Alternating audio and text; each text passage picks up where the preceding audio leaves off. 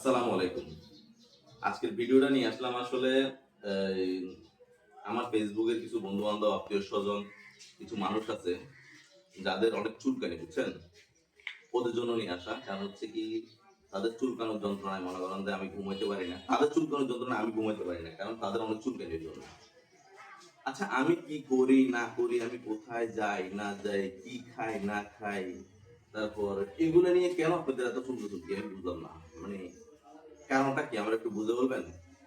আমি যখন খাই নাই, আমি যখন থাকি নাই, আমি যখন চলি নাই, তখন তো আপনাদের এগুলো আসে নাই। এখন আমি কোথায় যাচ্ছি, কি করতেছি না করতেছি, এগুলো নিয়ে আপনাদের এত চুলকানি কেন? আমি তো এটা বুঝতেছি না। হিংসা হয়। হিংসা মানুষকে ধ্বংস করে।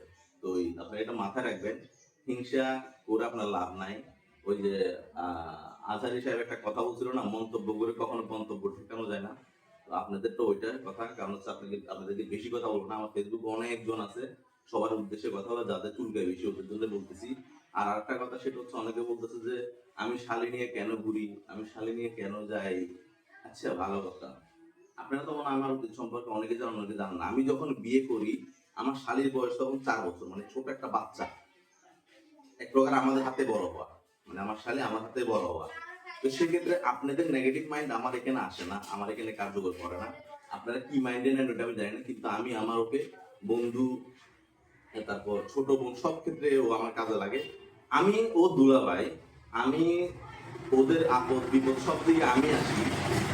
আপনারা কোথেকে আসছেন যে শুধু জিজ্ঞেস করতে যে এইটা হইছে ওইটা হইছে, এটা করো কেন ওইটা করো কেন? বুঝলাম না বিষয়টা, এটার মানেটা কি? মানে আমরা আমাদের ফ্যামিলিগত বিষয় নিয়ে আমরা কথা বলতেছি না।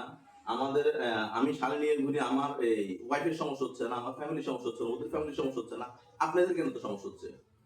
এটা তো বুঝলাম না, মানে এটার কারণটা কি? তো সবার উদ্দেশ্যে কথাটা বলি। অনেকে আছে, অনেকে আমাকে এগুলা বলছেন বিদায় বলতেছি কথাগুলো সবার উদ্দেশ্যে। আমি আপনাদের খাইও না, আপনাদের করিও না। আমার শালীও আপনাদের খায় না, আপনাদের পড়ে না, আমার ফ্যামিলিও আপনাদের খায় না, আপনাদের পড়ে না।